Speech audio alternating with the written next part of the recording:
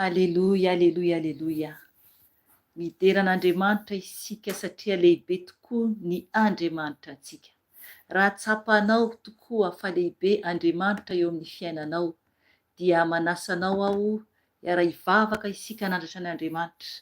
Alohan'izany anefa dia miaraba anareo tsiraray avy aho amin'ny anaran'i Jesosy Tompo anio alakamisy 9 ny volana Novambra 2024. Ry hava-malala amin'ny Tompo, mahafinaritra tokoa ny miaraka amin'i Jesosy, mahafinaritra ny manana an' Jesosy ho tompo sy mpamonjy ny fiainantsika. Izy irery ihany no tokony ho tompontsika, tokony hiafarantsika satria isika dia mandalo eto amin'ity tany ity, mandalo. Ry havana, tsisy ho afaka isika tsiraray avy fa tsy maintsy hijoro eo anatrehan'Andriamanitra. ka izao isika araka ny hira zay nonontsika teo a dia hivavaka isika hideran'Andriamanitra ilay Andriamanitra lehibe sy mahagaga araka ny hira teo. Asandrato ny vavaka anao, enao no mahalala fa ny tompony eka eo mandrakariva, fantatsika izany. Rehefa tena manatona azy isika dia miaino antsika Jesosy, ka andao isika hiderany tompo, ankalaza azy, anaja azy, anome voninahitra azy amin'ny vavaka, ary angatantsika ny tompo, ny fanainy anatrika antsika eto, ho tonga amin'ny toerana isy anao ny fanainy. Eny ary ho tonga eto amiko kokoa. Asandrato ny vavaka anao. Eny ry hava-malala, ny tompo dia miandry antsika, isika mihitsy no miteny manatona azy mivavaka aminy, ka manasa anao ahy hivavaka amiko amin'izao andro alina mangina izao. Tsy haiko na efa toandro any aminao na efa divaraina, fa andaontsika hivavaka anome voninahitra ilay Andriamanitra lehibe indrindra mihazona izao rehetra izao. Ray malala ô, misaotra midera mankalaza anao izay, satria Andriamanitra tsara indrindra ianao, Andriamanitra lehibe indrindra ianao. Eny, Andriamanitra mahagaga tokoa ianao araka ny hira izay niranay teo Jesosy io.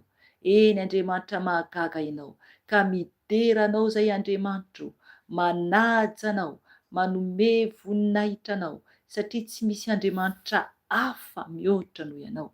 Enao no mihazona izao rehetra izao, enao no tompony izao rehetra izao, enao rery ihany no mpamonjy tonga lafatra, enao rery ihany no masina, ary tsy misy masina mihoatra anao.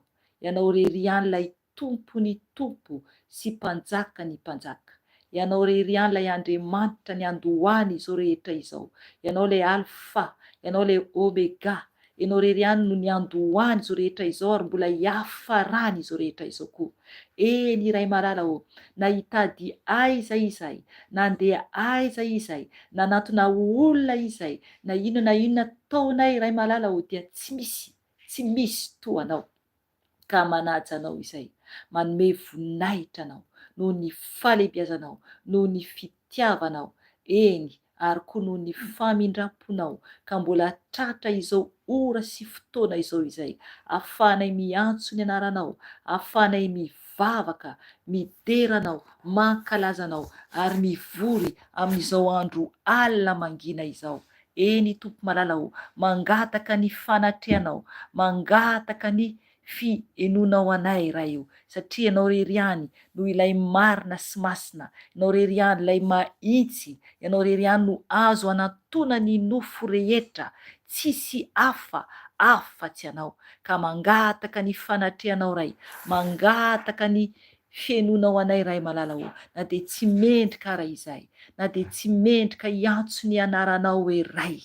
Eny, matoa miantso hoe ray dia tena zanaka izany, ka indreto izay tompo, miangavy ianao mba ho tena ho zanakao tokoa izahay ray malala ô, mba ekenao ny vavakanay, ka engane ray malala ô, mba tsy ho ahilikilikanao izahay, mba tsy ho akifokao izay, satria tsy mendrika izay, ka indreto izay miantso anao, aoka tena ho rainay tokoa ianao, aoka ianao no tena hiaino anay, ka mangataka ny fanatrehanao, ianao ilay Andriamanitry Abrahama, Andriamanitry Isaka ianao, Andriamanitry Moiza, ianao ilay Andriamanitra mahagaga indrindra, Andriamanitra miteny ianao, ary Andriamanitra misy ianao, ary tsy misy toanao, ka miantso anao izay, miantso anao, enao amin'ilay toerana ao ambony ao an-danitra ao, enao eo amin'ny seza fiandriananao, ianao rery ihany no tokony ho topoina, ianao ilay Andriamanitry Maria Magdalena, ianao ilay Andriamanitry Maria,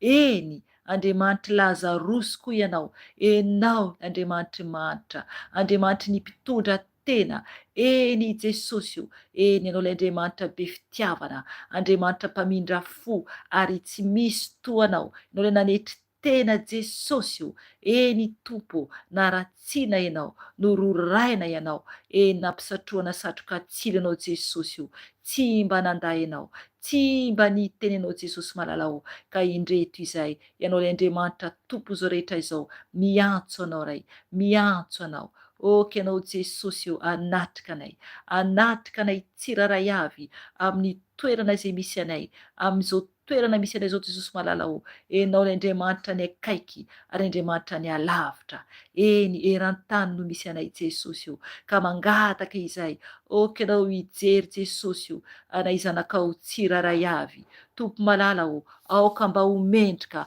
mba ho raisinao ny vavaka, ny fotoana izay ataonay eto Jesosy eo, oka mba ho mendrika eo anatrehanao, ka mangataka Tompo, oka ianao Jesosy eo, hidina eo misy anay tsiraray avy, oka ianao Tompo andefa ny anjelinao, oka ianao Tompo malala o, oka ny fanahy masinao no niasa aminay tsiraray avy, ka mitenena aminay Jesosy anio, amin'ny alalan'ny fanahy masinao, oka ianao fanahy masina o, no hitarika izao fotoana izao, oka ianao no hiasa amin'izao ora sy fotoana izao, ka ny nofinay tsiraray avy dia angina, hietry ambany dia ambany fanahy masina o, fa oka ianao no hisandratra, oka ianao no hisandratra fanahy masina o, ka araka ny teninao Jesosy o, raha misy rona telo mivory amin'ny anaranao dia eo ampovoany ianao Jesosy malala o, ianao no mahita anay tsiraray avy amin'ny toerana izay misy anay Jesosy io, ka matoky izay Tompo fa manatrika anay ianao,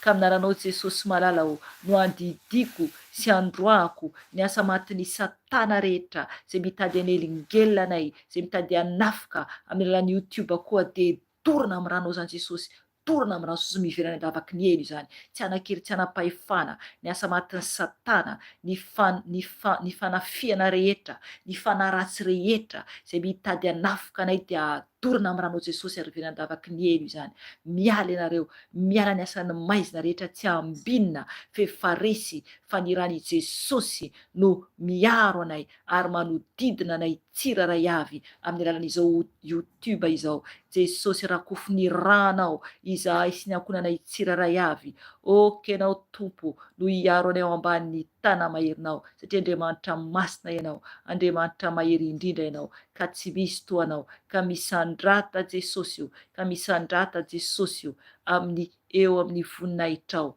fa mihainao izahay, ka misaotra Tompo malala o, aleloia, aleloia, aleloia, amen. Amen. Ry hava-malala amin'ny Tompo, ny tenin'Andriamanitra ho raisintsika anio dia fampaherezana zany de riana zay tsika hibebaka, hivavaka hibebaka, de ao anaty vavaka fibebahana, de mbola koa tsika hitondra izay vavaka tiany fanahy masina ho ataontsika amin'izao andro alina izao. Dia ny tenin'Andriamanitra zany zay ho raisintsika anio dia raha teto ianao tamin'ny herinandro, tamin'ny herin'ny androany zany dia atao amin'ny bokin'ny Jaona, Jaona 5 no nentiko teto zany momba ny amin'ilay lehilahy nampahiratany Jesosy, aleloia, momba ny amin'ny lehilahy nampahiratany Jesosy zany lay teraka jamba izy zany, hatrany am-piterana izy zany efa jamba, dia raha niaina anao tamin'ny heriny na hoe niainanao tamin'ny herinandro ty ohatra na ohatr'izany dia najanontsika hatreo amin'ny 512, 12 no nanajanonantsika anazy, fa anio zany dia hotoizantsika zany ny tenin'Andriamanitra io, aleloia, isaorantsika Jesosy zany satria izy no manome antsika lalana ahafahantsika zany mihaino tsara ny teniny sy hanazavany fanahy masina azy koa, za de fitaovana fotsiny ihany fa ny fanahin'ny Tompo no hanazava ny teny.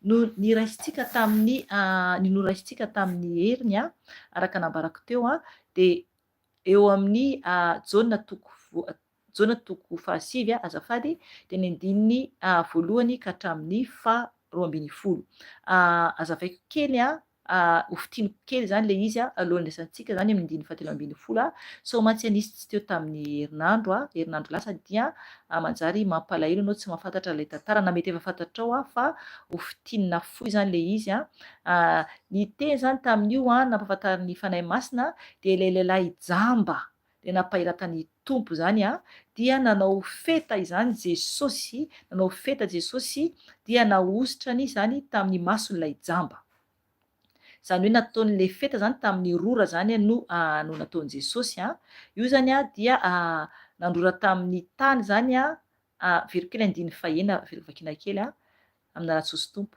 Rehefa avy nilaza izany izy dia nandrora tamin'ny tany ka nanao feta tamin'ny rora dia nahosiny ny mason'ilay jamba. Amen. Zay zany no nataon'i Jesosy. De noho ny avy eo nasainy Tompo nandeha nanasa ny tarehiny tany, azafady, nanasa ny masony zany tany amin'ny faria Siloama, ilay jamba izany.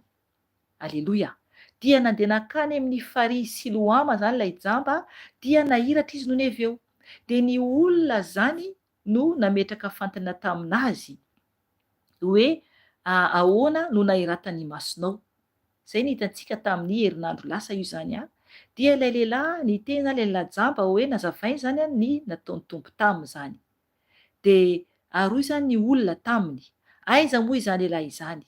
De hoy raha lehilahy zany taminy hoe tsy fantatro. Amen. Zay ny tamin'ny herinandro lasa. Hatrehotsika zany tamin'ny herinandro lasa dia anisany hotoizantsika vakiana zany ny tenin'Andriamanitra eo amin'ny 7:10 dia ho vakiantsika hatramin'ny farany mihitsy zany io. De am'izay ho azavain'ny fanahy masina zany zay tiany fanahy masina ambara zany hanoizantsika ny tenin'Andriamanitra zany. Ho vakiako ny teny amin'ny anaran'i Jesosy Tompo. Dia miangavy ianao tena hiaino tsara zany ny amin'ny teny an'Andriamanitra izay vakiana zany. Jaona 7:10 ho vakiako amin'ny anaran'i Jesosy Tompo. Dia noentiny tany amin'ny fariseo ilay jamba taloha, ary tamin'ny andro sabata no nanaovan'i Jesosy ny feta sy nampahiratany ny mason'ilay lehilahy, ary mbola nanontany azy ny amin'izay nahiratany masony koa ny fariseo. Dia hoy izy taminy, nasiany feta ny masoko dia nosasako ka nahiratra aho. Ary hoy ny fariseo sasany, tsy avy amin'Andriamanitra izany lehilahy izany, satria tsy mitandrina ny sabata izy. Hoy ny sasany, ataony lehilahy mpanota ahoana no fahay manao fagagana toy izany? Dia nisaran-tsaina izy ireo, ary hoy indray izy tamin'ilay jamba, inona no ilazanao ilay nampahiratra ny masonao? Dia hoy izy, mpaminany izy, fa ny jiosy dia tsy nino azy ho jamba nahiratra, raha tsy niantso ny ray aman-dreniny ilay nahiratra, ka nanontaniany hoe, zanakareo moa ity, izay lazainareo hoe teraka jamba, koa nanao ahoana ary no nahiratany izao indray? Dia hoy ny navalin'ireto ray aman-dreniny hoe, fantatray fa zanakay ity sady teraka jamba, fa tsy fantatray izay fomba nahiratany toy izao, ary tsy fantatray izay olona nampahiratra ny masony. Izy ihany no anontanio, efa lehibe izy, aoka izy no ilaza ny amin'ny tenany. Izany teny izany ny nolazainy ray aman-dreniny satria natahotra ny jiosy izy ireo. Fa efa nifanaiky mantsy ny jiosy fa raha misy manaiky azy ho Kristy dia ho roaina tsy ho isany amin'ny sinagoga.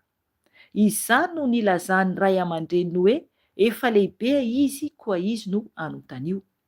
Dia niantso ilay jamba teo aloha indray izy ireo ka niteny taminy hoe, omeo voninahitra Andriamanitra, izahay dia mahalala fa mpanota izany lehilahy izany. Fa hoy izy hoe, tsy fantatro na mpanota izy na tsia. Zavatra ray loha ihany no fantatro, jamba aho teo aloha fa mahiratra aho izao. Ary hoy izy taminy, inona no nataony taminao? Nanao ahoana hoe no nampahiratany ny masonao? Dia hoy izy hoe, efa voalazako taminareo ihany, fa tsy niaino ianareo. Nahoana indray no te hiaino ianareo izao? Moa te ho mpianany koa va ianareo? Dia nanevateva azy izy ireo hoe, ialahy no mpianany, fa izahay dia mpianatry Mosesy. Izahay dia mahalala fa i Mosesy no niteny an'Andriamanitra, fa ny amin'izany lehilahy izany dia tsy fantatray izay niaviany. Namaly azy raha lehilahy hoe, mba mahagaga tokoa lahy izany, fa tsy fantatrareo izay niaviany, nefa nampahiratra ny masoko izy. fantatsika fa Andriamanitra tsy mihaino ny mpanota fa izay mivavaka aminy sy manao ny sitrapony no enoiny. Hatrizay dia tsy mbola refa nisy nampahiratra ny masony izay teraka jamba. Raha tsy avy amin'Andriamanitra izany lehilahy izany dia tsy na efa na inona izy. Ary hoy ny navalin'izy ireo azy hoe, tena teraka tamin'ny ota tokoa ialahy, koa ialahy indray va no ampianatra anay, dia norohainy ho any ivelany izy. Reny Jesosy fa efa norohainy ho any ivelany rahalehilahy, koa rehefa nahita azy izy dia niteny hoe, mino zanak'Andriamanitra va ianao?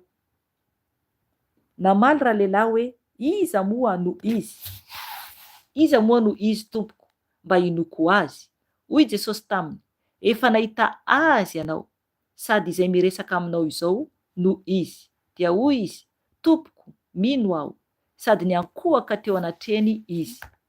Ary hoy Jesosy, ho fitsarana no nahatongavako eto amin'izao tontolo izao, mba ahiratra ny tsy mahiratra, ary mba ho tonga jamba kosa ny mahiratra. Ary ny fariseo sasany izay teo aminy no nandre izany dia niteny taminy hoe, izay koa va mba jamba? Hoy Jesosy taminy, raha jamba ianareo dia tsy ho nanan-keloka, fa noho ianareo ankehitriny miteny hoe mahiratra izahay dia tsy afaka nielokareo. Amen. Aleloia. Tsara be le tenin'Andriamanitra. Isaorantsika lehibe mihitsy ny tompo ny amin'ny teny izay nomeny antsika ny amin'ilay jamba fa nahiratra ny avy amin'ny Jesosy. Ry havana, eto ny tenin'Andriamanitra, tsy ho raisintsika tsikelikely ny verse, fa lava be ny verse.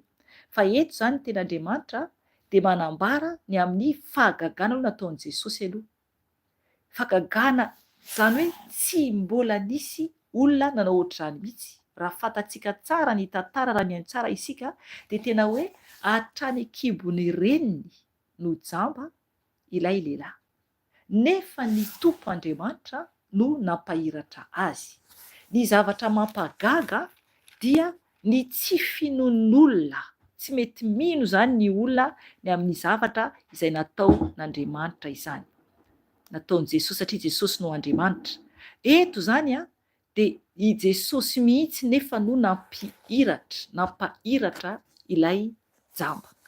Dia ireo olona na ny fariseo dia tsy mety mino an'Andriamanitra. Ry havana, so dia anisany tsy mino isika.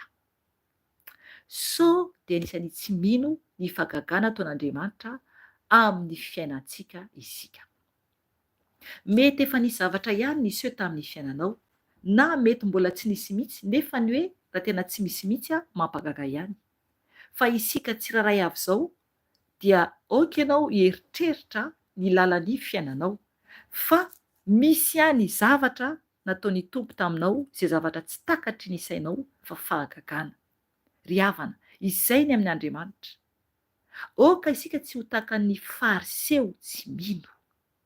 Jerevy anie, raha ny tsara ianao tantara teo dia tena mampagaga mihitsy ny tsy finoan'izy ireo.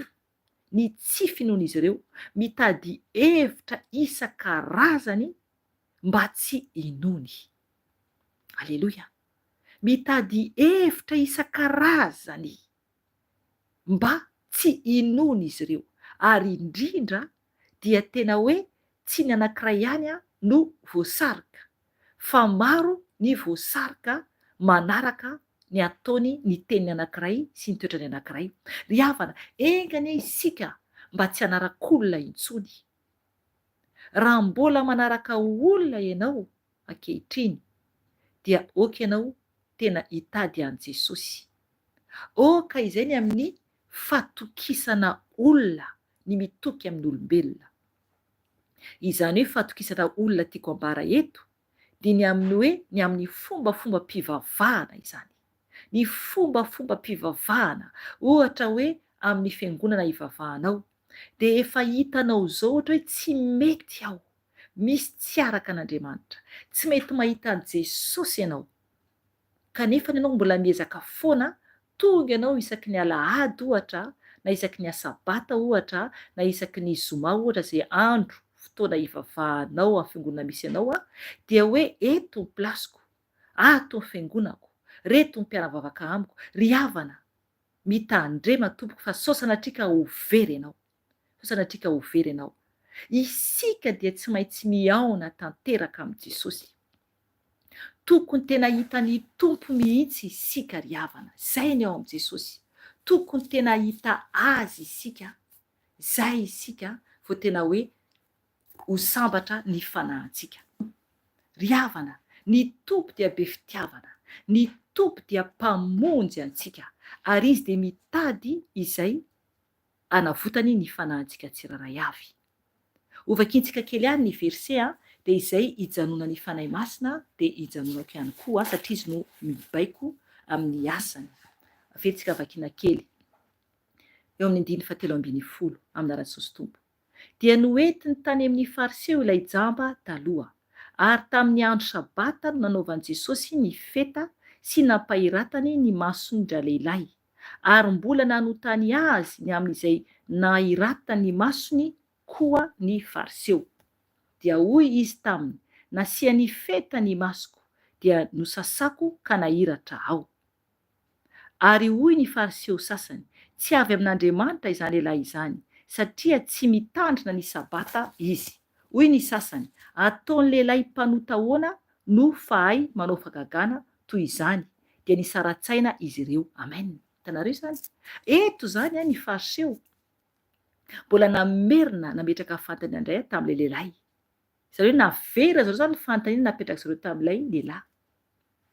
Ry havana, rehefa ohatra ny olona anankiray, rehefa tena hoe tsy matoky an'Andriamanitra dia mitady hevitra mba tsy hinona mihitsy. Mila antsika mitandrina mafy dia mafy. Satria jerevana 9:10 hoe ary mbola nanotany azy ny amin'izay nahiratany masony koa ny fariseo. Ireo fariseo no nanontany azy zany, nanontanian'izy ireo zany izy ny amin'ny hoe nahiratany masony. Ry havana, eto zany dia tokony nino izy ireo, fa jerevana zavatra niseho, araka ny teny hoe nitady hevitra hafa izy ireo. Eto dia niteny indray zareo hoe, niteny zareo ny 9:20 hoe ary hoy ny fariseo sasany, tsy avy amin'Andriamanitra izany lehilahy izany satria tsy mitandrina ny sabata izy. Amen. Io le andro sabata, andron'Andriamanitra io. Io no andro tokony hivavahana, satria sabata andro fitsaharana, andro firavoravona ho an'Andriamanitra io. Mazava tsara ny tenin'Andriamanitra raha mijery ny amin'ny verse firy anaty Baiboly manambara ny amin'ny sabata. Sabata dia andro fitsaharana, io no nitsaharan'Andriamanitra tamin'ny asany. Dia tsy maintsy tokony ho arahantsika zanak'olombelona tsiraray avy. Isika zany tokony tsy manova mihitsy ny andron'Andriamanitra. Eto dia amin'ny fotoana antsika eto efa tamin'ny Jesosy efa tonga tety ambonin'ny tany. Zany efa tsy ery amin'ny lalàna intsoa zany tamin'ny Mosesy fa tamin'i Jesosy efa tonga zany, efa ambanin'ny fahasoavantsika zany amin'io. Dia eto dia andro sabata nanaovan'ny tompo izany, satria izy angela sabata. Zay no tsy takatra an'ireo fariseo. Izy mihitsy ilay fitsaharana. Izy tompo Andriamanitra. Ary raha miasa izy ny sabata, izy no tompon'ny andro sabata. Any misy verse mihitsy manambara zay hoe izy no tompon'ny andro sabata. Azy an'Andriamanitra ny andro sabata. Ka normala raha ohatra ka hoe izy manao izay tiany amin'ny andro sabata, asany io, asan'Andriamanitra io, asany io. Dia izay mahatonga antsika tokony mivavaka ny asabata. Asan'Andriamanitra ilay ataontsika ny asabata. Izay ilay andron'ny tompo. Eto ny fariseo dia mbola mieritreritra ny amin'ny lalànan'i Mosesy. Nefa ny tompo efa tonga izy araka ny tenin'Andriamanitra hoe tsy tonga izy handrava ny lalàna, fa tonga izy hanatanteraka ny lalàna. Ry havana, izy tompo Andriamanitra mihitsy no tompon'ny andro sabata. Ho avy Jesosy ka mila antsika miomana tsara tompoko. Dia eto zany niteny zany ireo fariseo hoe tsy avy amin'Andriamanitra izany lehilahy izany satria tsy mitandrina ny sabata izy, nefa izy no tompon'ny sabata. Hoy ny sasany, ataony lehilahy mpanota ahoana no fahay manao fangagana toy izany. Amen. Tonga de mitsara izy ireo. Tonga de mitsara izy ireo lehilahy mpanota. Ry havana, mila tsika mitandrina, mila tsika mijoro tsara satria raha tsy mijoro tsara isika dia mitady zavatra hialana analavirana an'Andriamanitra. Mitady zavatra hialana analavirantsika an'Andriamanitra. Fandrika ho antsika zanak'olombelona tsiraray avy izany. Mahita araka ny teny vazaha hoe excuse-tsika. Inona no zavatra ianao hoe ay tsy afaka amin'izao ahako, ay izao kosa ohatrany hafahafa, izao kosa ohatrany tsy mety. Mila mitandrina isika tompoko, mila mitandrina isika. Fantaro tsara ny tena marina ao amin'ny tompo. Fantaro tsara ny tena fahamasinana sy ny fahamarinana ao amin'ny tompo. Fantaro tsara tena misy an'i Jesosy marina amin'ny toerana izay misy ianao. Aza variana fotsiny hoe fiangonan-dehibe ity, na hoe fiangonana malaza be ity, na hoe mpanompon'Andriamanitra malaza be ity. Ry havana, ho very ianao, ho very ianao. Fa hoaka mihitsy ianao tena atsapa ny amin'ny ara-panahy, ny amin'ny araka izay sitrapon'i Jesosy mba hatafidiranao any an-danitra. Toizantsika ny tenin'Andriamanitra. 15:10. Ary indray izy tamin'ilay jamba, inona no ilazanao? Ilay nampahiratra ny masonao. Dia hoy izy, mpaminany izy. Amen. Hitanareo izany? Tonga de niteny ilay jamba izay nahiratra hoe nilazany ny tompo zany de hoe mpaminany izy. Aleloia. Mpaminany lehibe indrindra. Jesosy no mpaminany lehibe indrindra. Izy no Andriamanitra lehibe indrindra, mpaminany lehibe indrindra. Mila tsika mitandrina mafy. Hitanareo ny teny amin'ny olona ako izany satria misy ny olona manoratra, mila mitandrina mafy tsika tompoko. Misy ny zany manoratra, ohatra hoe manoratra amiko de hoe manao M lehibe hoe mpaminany. Tsy atompoko, M kely satria mpaminany kely. Mpaminany kely ny tena, mpaminany kely ny tenako, mpaminany kely raha vao olombelona vidin'ny tompo mpaminany de mpaminany kely M kely izany. Fa Jesosy no M lehibe, mpaminany lehibe. Jesosy tompo, izy no mpaminany lehibe, izy no Andriamanitra, izy no tompon'izao rehetra izao, izy no M lehibe. Fa mila tsika mitandra zany any amin'ny soratra rehefa manoratra M kely ho an'ny mpaminany izay novidin'Andriamanitra zany fa tsy M lehibe. Amen. 15:20. Fa ny jiosy dia tsy nino azy ho jamba nahiratra, raha tsy niantso ny ray aman-dren'ilay nahiratra, ka nanontaniany hoe zanakareo moa ity izay lazainareo hoe teraka jamba? Koa nanao ahoana ary no nahiratany izao indray? Dia hoy ny navalin'ireto ray aman-dreniny hoe fantatray fa zanakay ity sady teraka jamba, fa tsy fantatray izay fomba nahiratany. Toy izao ary tsy fantatray izay olona nampahiratra ny masony. Izy ihany no anontanio. Efa lehibe izy, aoka izy no ilaza ny amin'ny tenany. Amen. Najanoko hatreo aloha. Hitanareo izany? Eto izany ny jiosy dia nanontany mihitsy ny ray aman-dren'ilay jamba nahiratra. Tena zavatra mampagaga izany. Zay le toetran'olombelona. Jereo anie izany, ny toetran'olombelona dia mitady izay hanamarinana, mitady hevitra mba hampihozongozona ilay zavatra marina. Ry havana, mila mitandrina mafy dia mafy isika. Rehefa ao amin'ny tompo ianao, rehefa amin'ny lalana marina ianao, dia mijoro tsara tompoko, mijoro tsara. Jereo anie ilay jiosy teto hoe amin'ny tsy finoana dia nanontany mihitsy ny ray aman-dreniny, ary ilay ray aman-dreny natahotra izany ny ray aman-dreny dia izay nahatonga an'izy ireo niteny hoe anontanio izy satria efa lehibe izy.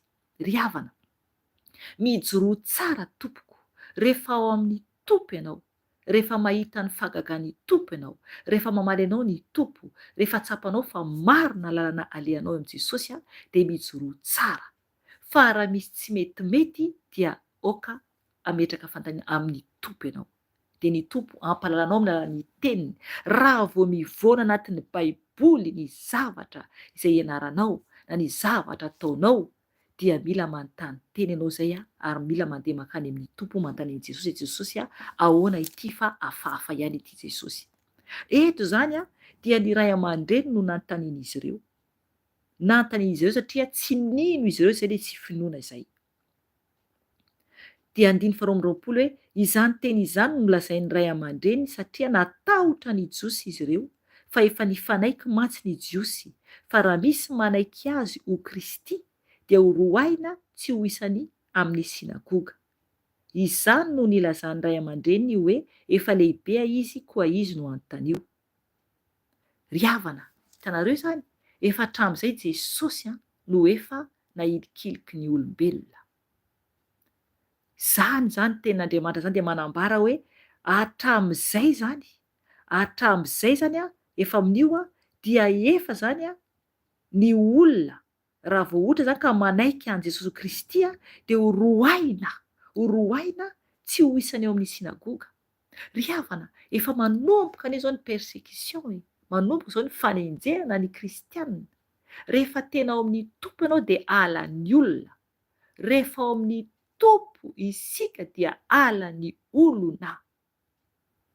Efa hatramin'ny tany aloha tamin'ny andron'i Jesosy na mbola tsy teraka raha Jesosy fantatsika tsara izany dia efa ala ny olona ny tompo. Jereo hatramin'ny Herôda mpanjaka ary tamin'ny naniraka an'ireo mary. Ry havana, mila mitandrina isika. Ny olona dia ankahalantsika. Ankahalantsika rehefa ao amin'ny tompo isika. Izay ilay lalan-tsarotra ny azo fijaliana izay hoentintsika. Fa tsara ny makany an-danitra, tsara ny miaraka amin'ny tompo, mila mijoro tsara mba tsy ho reraka.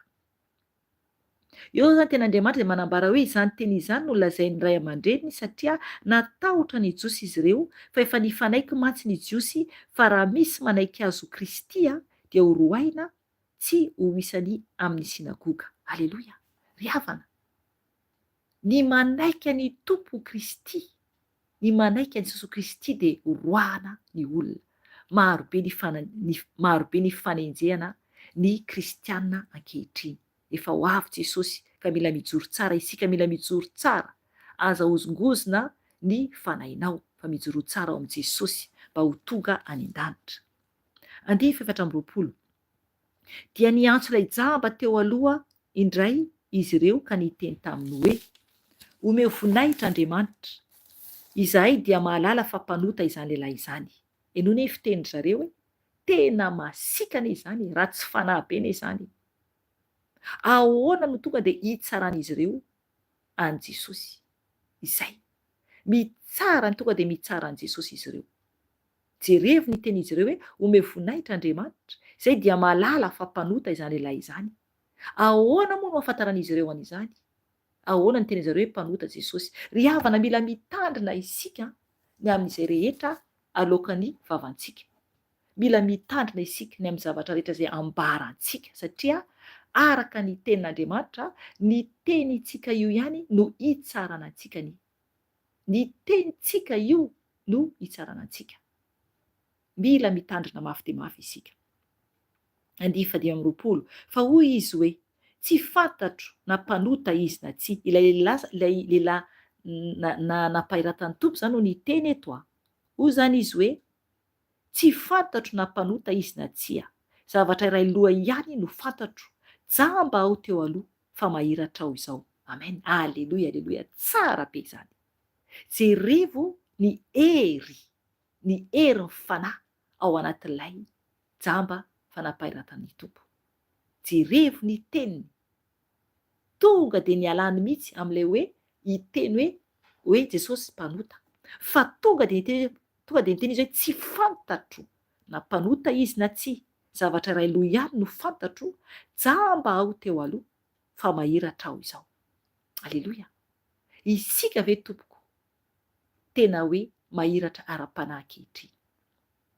So sanatrika mbola jamba ara-panahy isika izao ka tsy mahita ny fahalehibiazan'i Jesosy. Hibebaka isika rehefa avy eo. Hibebaka isika rehefa avy eo. Engany mba tena mahiratra ara-panahy isika. engane ka jamba ara-panahy isika teo aloha fa engane ka tena hoe mahiratra ara-panahy isika amin'izao, mahita ny fanahintsika zao ny amin'ny marina amin'ny hoavintsika. Engane tompoko.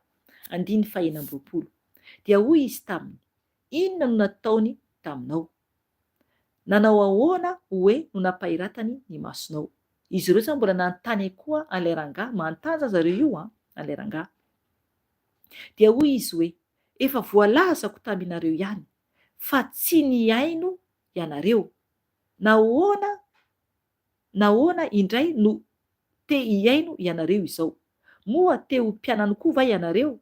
Ny fitenin'ilay lehilahy dia tena hoe mahasahy mihitsy izy mamaly an'ireo jiosy na koa zany ireo fariseo. Sahany mihitsy mamaly. Ry havana, isika mila tsika tena mijoro. Jerevô fasahiny. Jerevô ny fasahiny mamaly ireo olona tsy mino.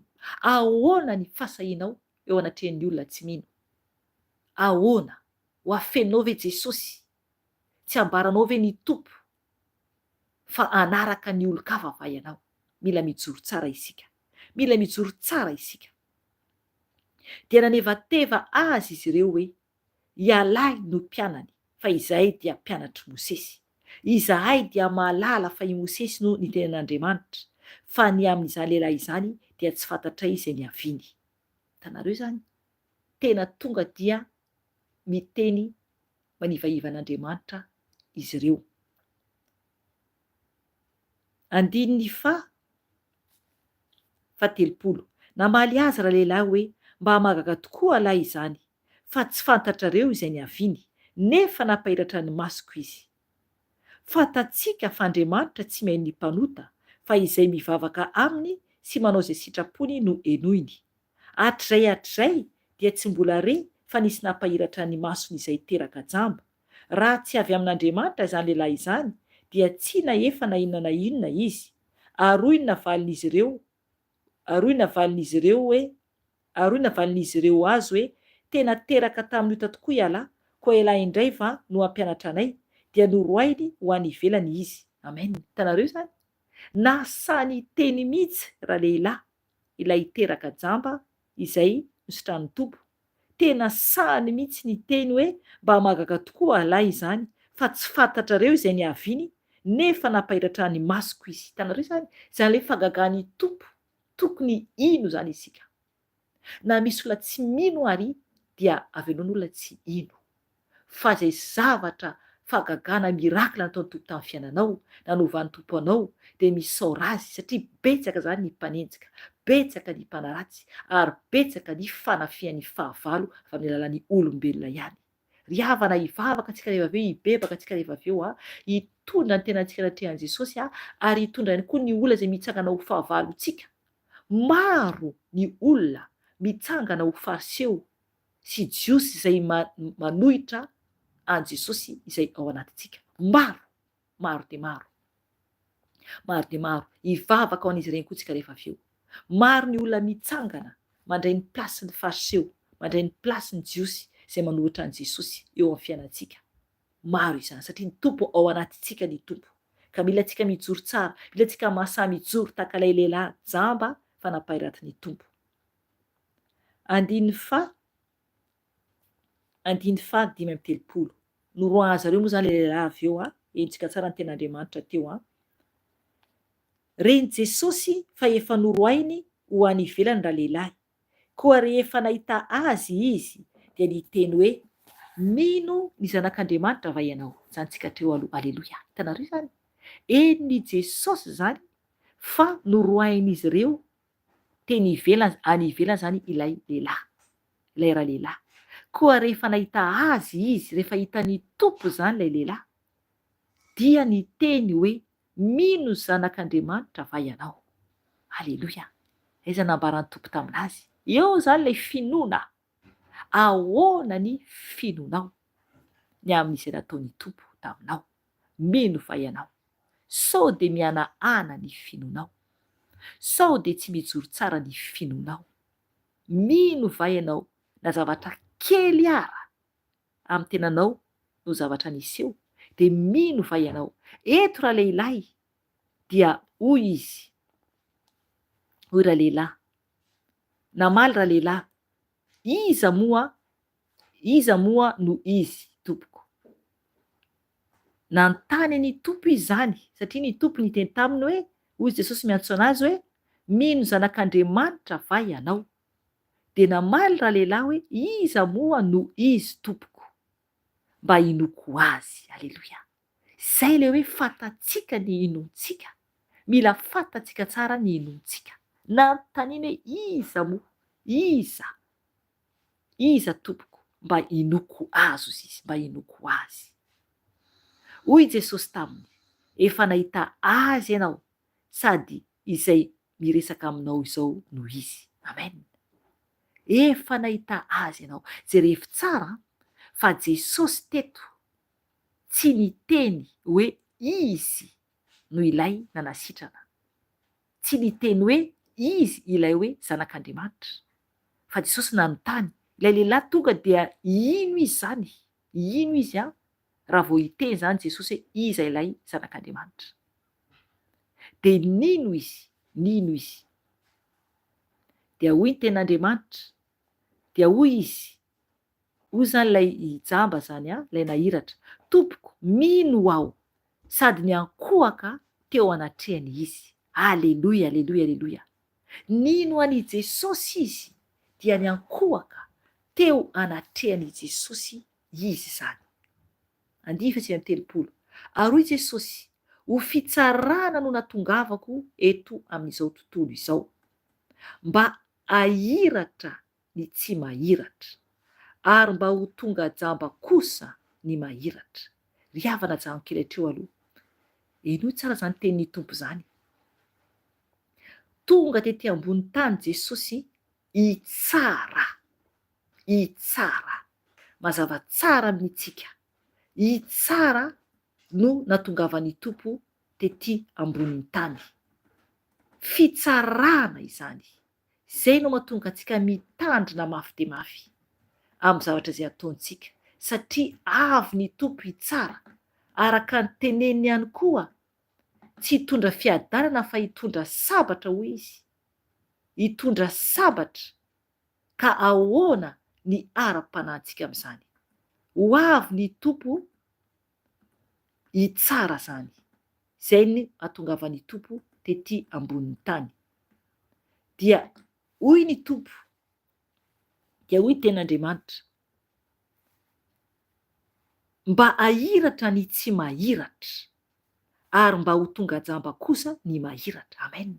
Ry havana, ny mahiratra dia ny olona mieritreritra fa mahafantatra ny marina, mahafantatra ny hoe zavatra momba ny ara-panahy any an-danitra, de mahafantatra koa hoe zay no manana zao, zay mahafantatra an'izao, izay ohatra ny amin'ny fariseo sy ny jiosy zay tsy mino an' Jesosy. Izay no mieritreritra izy ireo hoe zareo no mahiratra. Ry havana, ny fahiratana tenen'ny tompo eto de tokony fahiratana amin'ny ara-panahy, fa tsy amin'ny ara-nofo. Maro ny olona no mizaozao nofo avokoa izany rehetra zany, fa ny ara-panahintsika no tokony hahiratra. Zay no mahatonga ny tenin'Andriamanitra, mahatonga Jesosy niteny hoe mba hahiratra ny tsy mahiratra, ary mba ho tonga jamba kosa ny mahiratra. Amen. Zay le izy, mba ho tonga jamba kosa ny mahiratra. Ry havana, oka isika tena atoky an' Jesosy, oka tena ino azy, mba tena ahiratra isika ao anatrehan'ny tompo, mahiratra eo anatrehan'i Jesosy, fa tsy jamba. Ny fanahintsika no mahiratra ny masom-panahintsika, fa raha ny nofontsika no mahiratra noho ny fanahintsika, dia afo be no miandrentsika, satria mitady ny zavatry ny tany foana isika, te hifikitra amin'ity tany mandalo ity, fa mila ny fanahintsika no mahiratra, fa tsy ny nofontsika. Fa raha ny nofo de zava-poana satria ity tany ity dia ho levona, zavatra irintsika, zavatra tiantsika eto ambony tany ity de ho levona, fa tokony ahiratra ny masom-panahintsika tsiraray avy. 10:40. Ary ny fariseo sasany izay teo aminy no nandre izany dia niteny taminy hoe, izay koa va mba jamba? hoy Jesosy taminy: raha jamba ianareo dia tsy ho nanan-keloka, fa noho ianareo ankehitriny miteny hoe mahiratra izahay dia tsy afaka ny helokareo. Amen. Hitanareo zany zay le izy. Izy ireo zany mieritreritra hoe marina ny ataon'izy ireo satria manaraka ny boky ny lalàna, manaraka ny Mosesy, fa tsy minao an' Jesosy ilay hitan'izy ireo eo imason'izy ireo. Jesosy nanao fahagagana tsy inon'izy ireo. Zay no mahatonga ny tompo ny teny tamin'izy ireo hoe raha jamba ianareo dia tsy nanan-keloka, fa noho ianareo ankehitriny miteny hoe mahiratra izahay dia tsy afaka ny helokareo. Ry havana, tsy afaka ny heloka izy ireo, tsy afaka, satria diso eo anatrehan'Andriamanitra izy ireo, diso anatrehan'ny tompo izy ireo, noho ny avy amin'ny fiainan'izy ireo izay tsy mino an' Jesosy ary tena miteny mihitsy hoe Jesosy mpanota. Ry havana, maniratsiran'Andriamanitra izy ireo, sosanatria ka maniratsiran'Andriamanitra isika. Mitandrema tompoko, ahoanany amin'ny ara-pananao, iza no olona itokinao, iza no olona arahanao. So de manaraka-olombelona ianao, fa tsy mifikitra amin'ilay Andriamanitra masina indrindra. Sao dia mbola mitoky amin'ny olombelona ianao, ka sanatria anisan'ny jamba eo anatrehan' Jesosy, fa tsy mahiratra. Ry havana, hibebaka isika, hitondra ny tenantsika anatrehan' Jesosy, hitondra ny hafa ihany koa. Ry havana, ny tompo miantso antsika mba hahiratra isika, mba tokony hahiratra ny ara-panahintsika, ny fanahintsika mihitsy tokony hahiratra, fa tsy ny amin'ny momba ny amin'ny nofontsika, ka hiasa aloha foana amin'ny zavatry ny tany isika, fa tokony hahiratra ny ara-panahintsika eo anatrehan'ny tompo, mba homendrika isika anatrehan' Jesosy. Ry havana, afaka mandoalika ianao raha afaka mandoalika, mangataka aminao andoalika eo anatrehan'ny sisa fiandrian'Andriamanitra. Eny, ao koa tsapantsika fa ny tompo dia eo anatrehantsika, ny tompo dia miaino antsika. Oka ianao andoalika raha afaka mandoalika. Zay ny ilain'ny tompo, zay ny ilain'ny tompo manetry tena eo anatrehany. Zinona moa isika, zinona moa isika zanak'olombelona, tsy mendrika akory isika. Ry havana, kokotsika andoalika, hitondra ny tenantsika anatrehan' Jesosy, hibebaka isika, hoeto ny tenanao, hoeto ny mombanao eo anatrehan'ny tompo, satria izahako dia tsy malala ny mombany amin'ny fiainanao. Oka isika tena ahiratra amin'ny ara-panahy, zay no tiany tompo mba hahiratra ny ara-panahintsika. Hivavaka isika tompoko, hivavaka isika. Jesosy io, ndreto izahay tompo, miantso anaranao Jesosy malala, mibebaka Jesosy io eo anatrehanao, mandoalika tompo, miantso anao. Nao l'Andriamanitra masina indrindra, nao l'Andriamanitra mahery, tompony izao rehetra izao, mpanao izao rehetra izao, ianao izany Jesosy, ianao izany Jesosy. Ka mangataka Jesosy, ery avy aminao, mangataka ny famindramponao Jesosy, satria mpanota izay. Eny Jesosy io, jamba izay teo aloha Jesosy, ka mahiratra izay ankehitriny Jesosy. Engany tompo toy izany tokoa izay eo anatrehanao Jesosy. Tompo malala ô, mangataka ny famindramponao, mibebaka ao Jesosy, mibebaka amin'ny tsy famendrehako. Mamela ny heliko tompo, mamindra fo amiko Jesosy. Tompo malala o, izay tsiraray avy dia tahaka ilay lehilahy jamba Jesosy io, tsy maintsy izay Tompo manatona anao mba ahiratra Jesosy. Tompo, sasao amin'ny ranao Jesosy ny masonay, ny masonay ara-pananay Jesosy. Diovy Jesosy ny fananay, diovy ny fananay Jesosy malalao, mba adio angatsakatsaka eo anatrehanao. Tompo, zinona moa izay Jesosy io, zinona moa izay Tompo, nefa notiavinao, nefa natsonao, nefa naloranao ny tenanao Jesosy teo ambony hazofijaliana. Tompo malalao, tsy mendrika akory izay zanak'olombelona. Jesosy malalao, anisany anatin'ny fariseo zay sy ny jiosy izay mankala anao Jesosy teo aloha Jesosy io, ary ankehitriny Jesosy io dia ndray hipiry izay Tompo tsy mino anao Jesosy. Ka mifona Jesosy io, mifona Jesosy mamelanay, mamindra fo aminay Jesosy, mamelany elokay Jesosy io, satria ratsy zanak'olombelona, ratsy zanak'olombelona Jesosy io, tsy manaja anao izay. Tompo hipiry mitady hevitra Jesosy io amin'ny tsy fankatoavana anao. Mierikerika Jesosy, mierikerika Tompo, nefa Jesosy io tokony hijoro ho anao. Eny Jesosy, enao no mendrika Jesosy, enao no tsara indrindra Jesosy, ka mangataka ny famindramponao, mangataka ny familana avy aminao Jesosy. Mamelanay Jesosy, amboary zay Tompo, amboary zay Tompo malalao, hipiry zay Tompo no diso teo anatrehanao Jesosy io.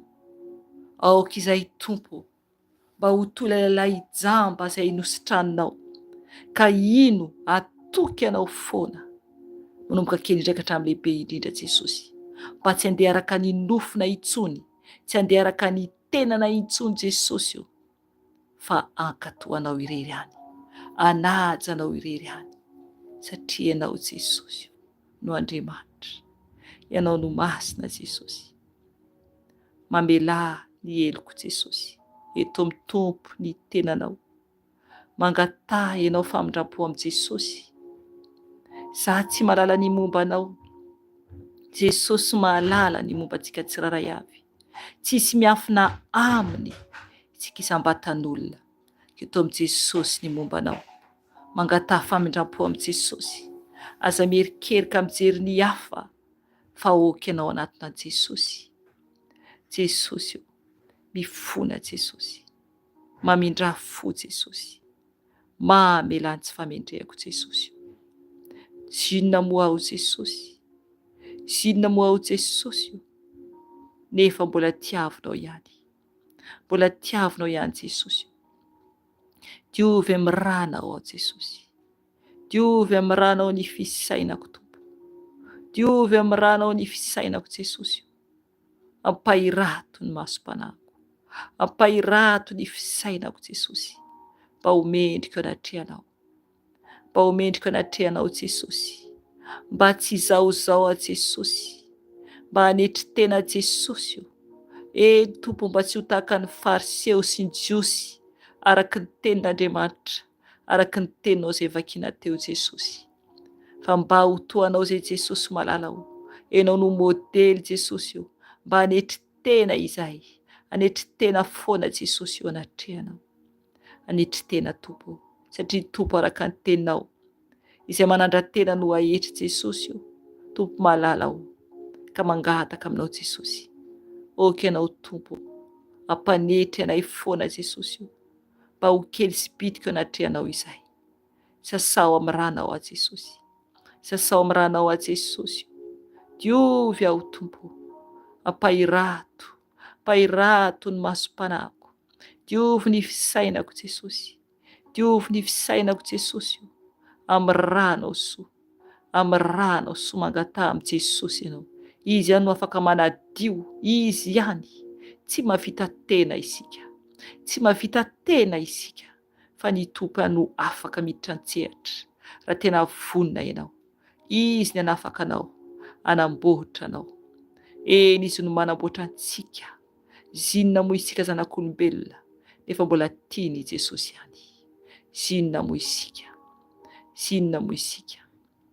Jesosy, diovy Jesosy ny fijeriko, mba hijery ahitsy mandrakariva Jesosy, hijery lanitra, hisaina any aminao Jesosy malala aho. Eny Tompo, mangata amin'ny Tompo, mangata amin'ny Tompo na diovany fijerintsika, mba tsy herikerika fa hijery hibanjina any an-danitra. Satria ho avy Jesosy, ho avy Jesosy, ho avy Jesosy, ho avy Jesosy. Okitsika hisaina any an-danitra fa tsy hisaina any ety ambonin'ny tany. Tompo, diovy ny fijeriko, diovy ny fijeriko Tompo, mba hijery madio, mba hijery mendrika Jesosy. Tompo malala ho isainany any an-danitra Tompo, isainany any aminao Jesosy, satria nao ny hafarana izao rehetra izao. Nao ny hafarana izao rehetra izao Jesosy malala ho, ka mangataka aminao Jesosy. Diovy ny fisainako Jesosy, diovy ny masoko Jesosy, diovy ny masoko, eny mba hitany tsy hita Jesosy. Alao ny kirana amin'ny masoko Jesosy, izay manaka anay tsy ahitako Jesosy, ny amin'ny tsy hita Tompo, ny amin'ny zava-miafinao, ny amin'ny zava-miafinao Jesosy. Diovy Jesosy ny masoko, mba hita Jesosy ny tsy hita, ny any aminao Jesosy, ny any aminao Jesosy. Tompo malala, enao ny hafarana izao rehetra, enao ny hafarana izao rehetra Jesosy malala, satria enao ny andohany.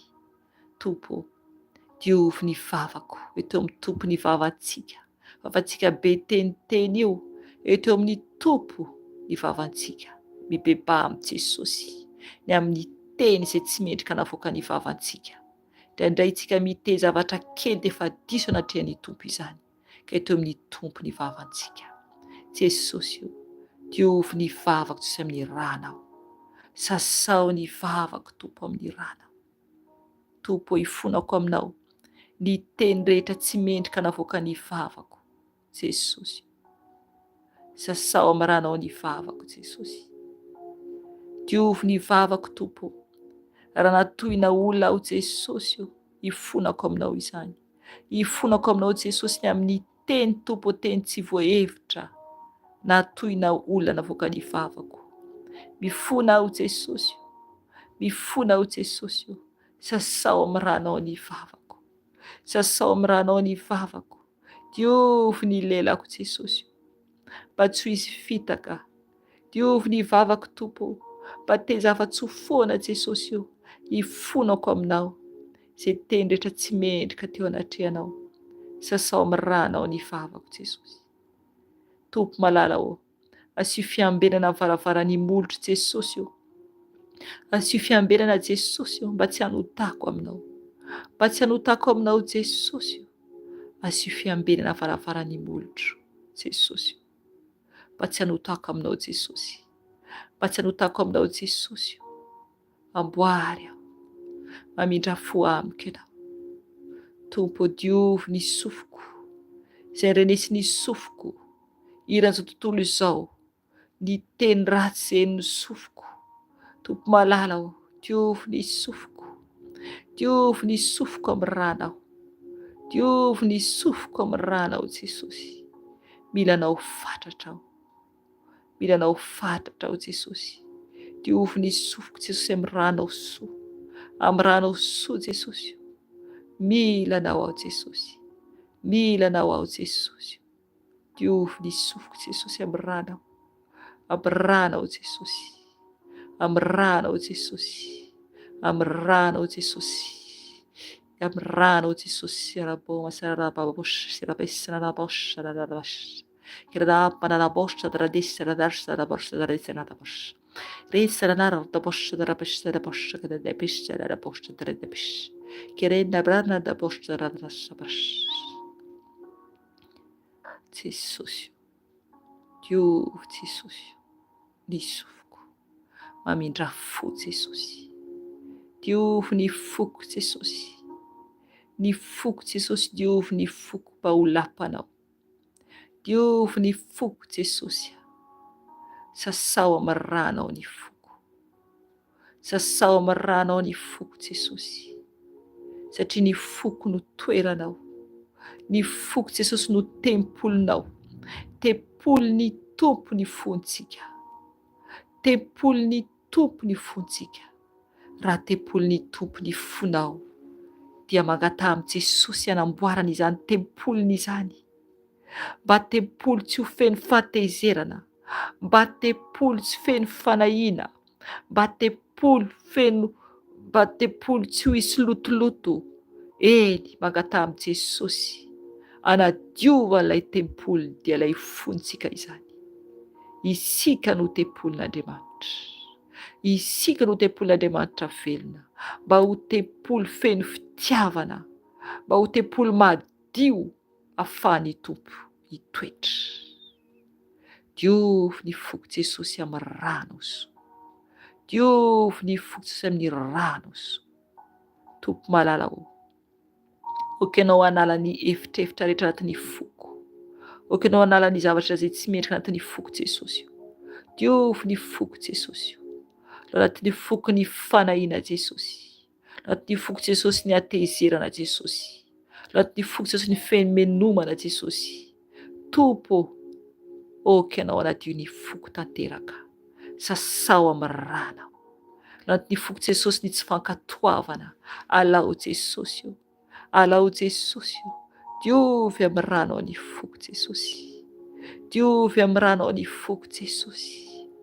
Ranao Jesosy, ranao Jesosy, petrao amin'ny fonao ny tananao. Ranao Jesosy, ranao Jesosy, diovy ny foko, diovy ny foko Jesosy. Amboary aho, amboary aho Jesosy, amboary aho Jesosy, amboary aho Jesosy. Aitia, aitia, mangata amin'ny tompo mba ahaizanao mity, ahaizantsika mity. Tsy mahay mity isika fa ny tompo no manome izany. Mangatao aminy, mangata dia omena hoy ny tompo. Tompo, omeo fo aity aho, omeo fo ahazaka Jesosy, omeo fo ahazaka Jesosy, izay rehetra tokony ho zakaiko. Tompo malala ho, okenao namboatra ny foko, okenao namboatra ny foko Jesosy, amboary ny foko. Alao anatin'ny foko Jesosy ny alahelo, ny fiasan-doha, alao Jesosy, alao anatin'ny foko izany, alao anatin'ny foko izany Jesosy.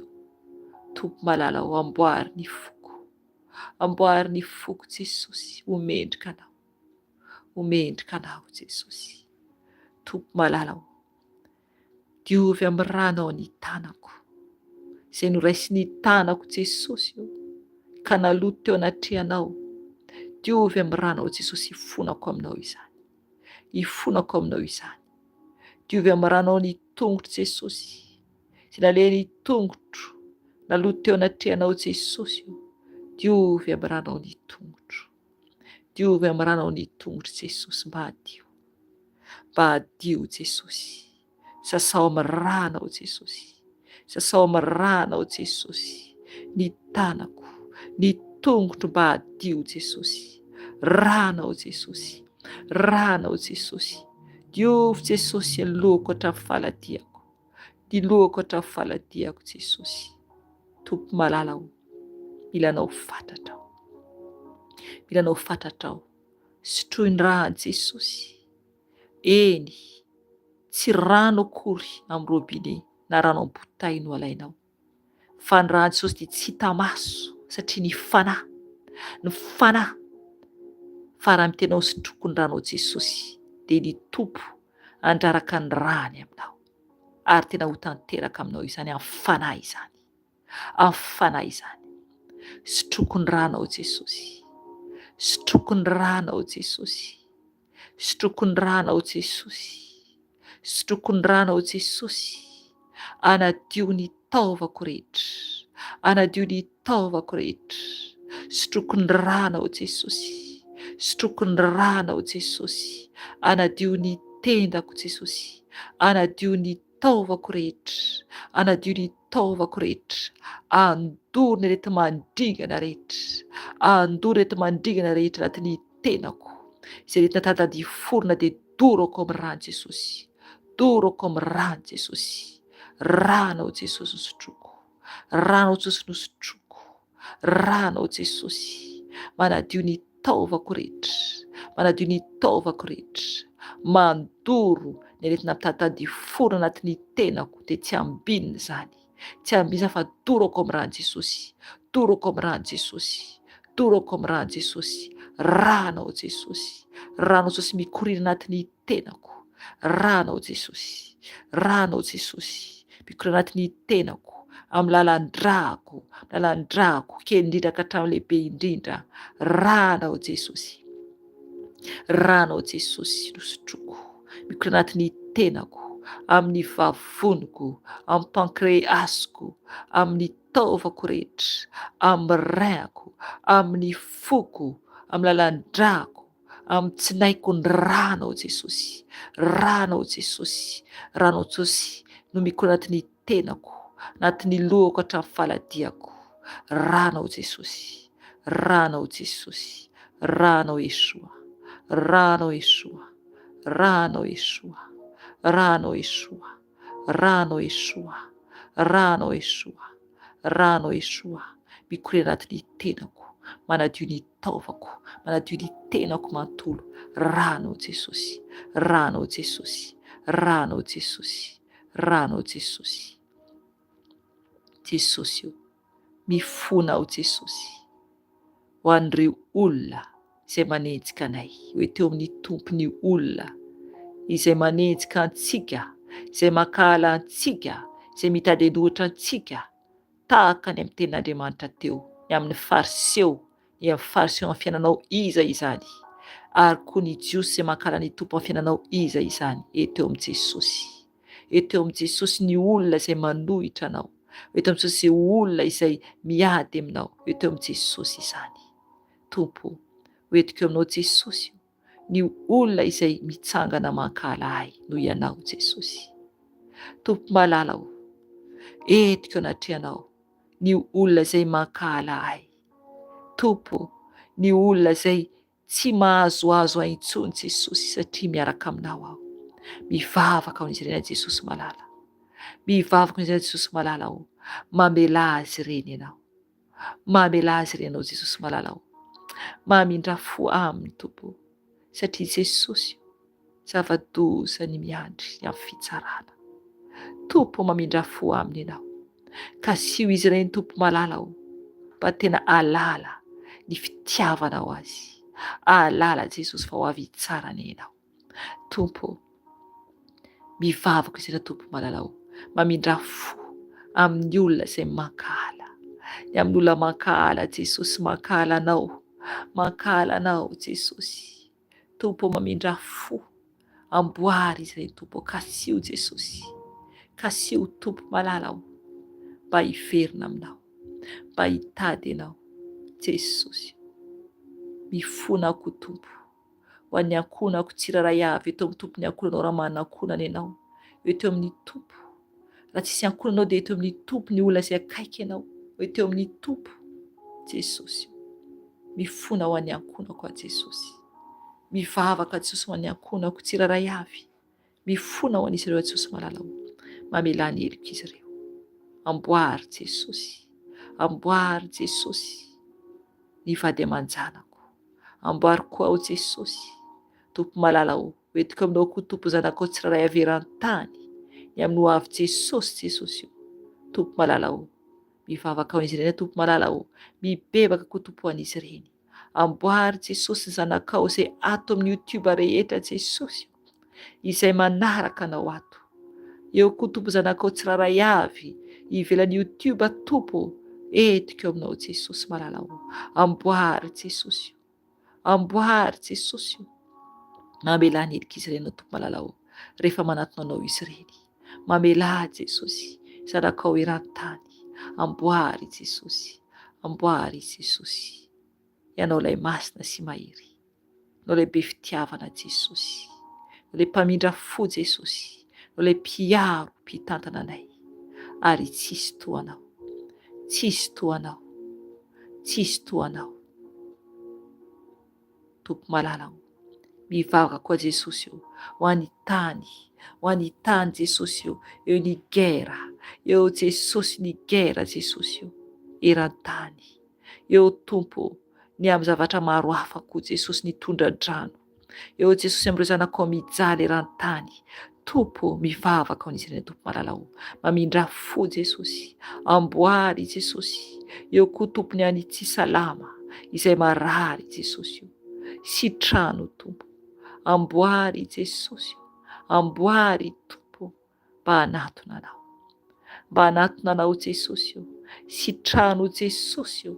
O ka Tompo hitadenao izy ireny, o hitadenao izy ireny Jesosy malalao, ny olona any amin'ny hôpitaly, izay marary amin'ny hôpitaly Jesosy io, sitrano Jesosy io, sitrano Jesosy io, eo koa izay marary any tokantrano Jesosy io, sitrano Tompo, ianao no mpanasitrana, ianao no mpanafaka Jesosy io, Tompo malalao. Ho any amin'iza moa izay raha tsy ho any aminao, ho any amin'iza moa izay raha tsy ho any aminao Jesosy malala, Jesosy io mangataka ny fanahy masinao, mangataka ny fanahy masinao ameno anay, fenoy anao izay fanahy masina, angatao ny fanan'Andriamanitra ameno anao, angatao ny fanahin'ny Tompo ameno anao, angatao ny fanahin'ny Tompo ameno anao, fanahy masina fenoy anao aho, fenoy anao ao fanahy masina Andriamanitra, mila anao fantatra, mila anao fantatra ao fanahy masina, fenoy anao ao fanahy masina Andriamanitra, oy fenoy anao ao fanahy masina.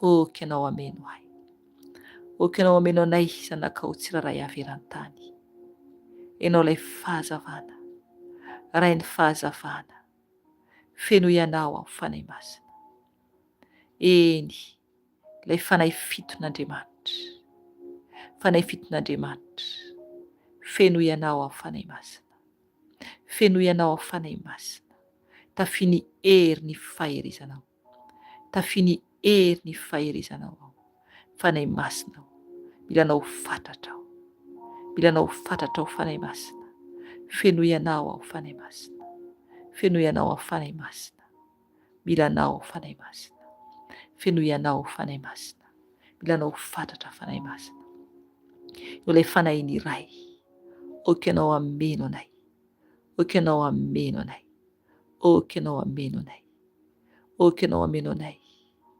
Remplis-moi Saint-Esprit de Dieu, remplis-moi Saint-Esprit de Dieu, fenoy anao, fenoy anao, fenoy anao fanahy masina, mila anao fantatra izay, ianao no afaka mameno anay, mameno ny banga ao anatinay, fanahy ny faherezana, fanahy ny faherezana, eny ampaherezo izay, ampaherezo zanakao izay reraka eran-tany, ampaherezo ny tsiraray avy, ampaherezo izay fanahy masina, ampaherezo izay fanahy masina, mila anao fantatra izay, mila anao fantatra izay, fanahy ny fahazavan-tsaina, ampahirato ny sainay, ampahirato, ampahirato ny sainay fanahy masina, eny ampahirato ny sainay, aizanay mankatoa anao, aizanay manao izay sitraka ao, aizanay manaraka izay tianao fanahy masina, mila anao izay, mila anao izay,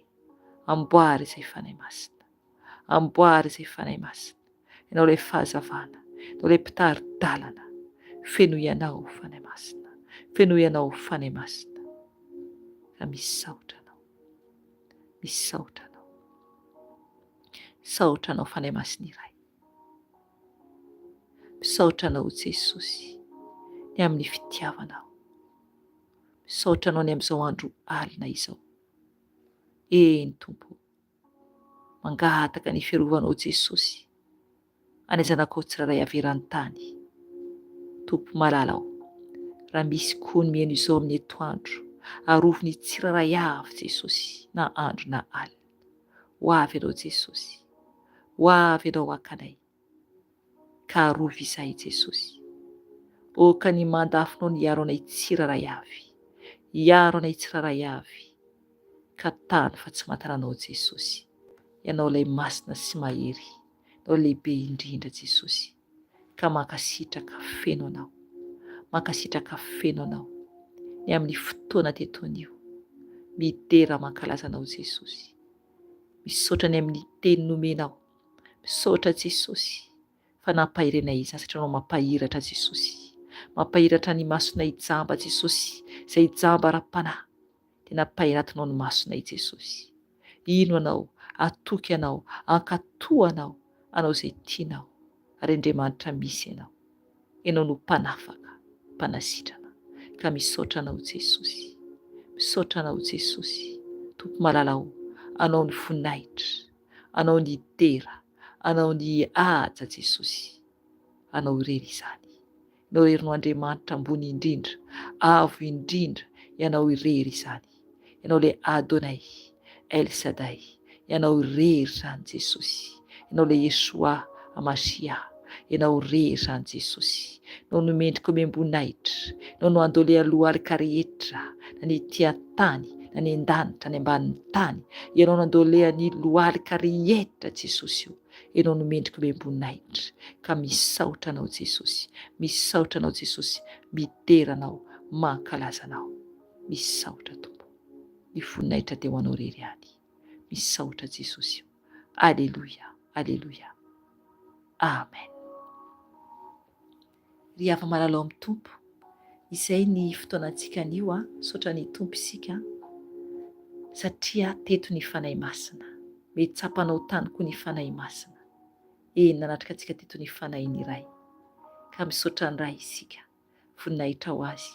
Dia mahirezandritra Tompoko dia amin'ny heriny indray fotoanantsika, raha mbola tsy tonga ny Tompo dia ho anareo izay manaraka ato raha ohatra ka ianao manaraka koa ny amin'ny asabotsy dia miala tsiny fa amin'ny sabotsy izao tsy fandraisana fanasany Tompo satria diso ny daty ny daty zany neverinay fa hoe amin'ny sabotsy zao ty fa amin'ny heriny satria isaky ny asabotsy sabata zany voalohan'ny volana zany.